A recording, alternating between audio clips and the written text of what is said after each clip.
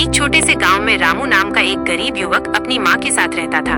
गुजारा करने के लिए वो खेतों में मजदूरी करता और थोड़े बहुत पैसे कमाकर घर चलाता। रामू के पास एक बूढ़ा बैल भी था। गांव वाले अक्सर कहते, रामू ये बैल अब किसी काम का नहीं है, बेच दे इसे। लेकिन रामू हमेशा मुस्कुराकर जवाब देता, नहीं, ये मेरा साथी है। चाहे बूढ़ा हो गया हो, लेकिन मैंने इसे अपने परिवार की तरह अपनाया है। मैं इसे कभी नहीं बेचूंगा। इन दिनों गांव में चोरों का आतंक फैला हुआ था। रात को घरों से अनाज, सामान और पैसे चोरी हो जाते। गांव वाले बहुत परेशान थे, पर सैनिक कितनी भी कोशिश करें, चोर पकड़ में नहीं आ रहे थे। एक रात रामू खेत से घर लौट रहा था। अचानक उसका बैल जोर जोर से हंबारने लगा और जमीन पर खुर मारने लगा। रामू ने ध्यान दिया तो उसे झाड़ियों के पीछे कोई हलचल दिखाई दी। वो हिम्मत जुटाकर आगे बढ़ा और देखा माइनस वहाँ सचमुच एक चोर चोरी का सामान छिपा रहा था।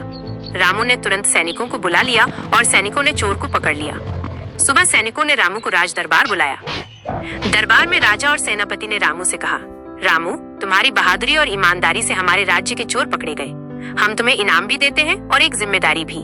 आज से राजमहल के लिए अनाज इकट्ठा करने और पहुंचाने का काम तुम्हें सौंपा जाता है। फिर सेनापति ने रामू को सोने के सिक्कों की थैली दी। रामू खुशी खुशी घर लौटा और माँ को बोला, माँ देखो, राजा ने मुझे इनाम और काम दोनों दिया है। अब हमें गरीबी की चिंता नहीं करनी पड़ेगी।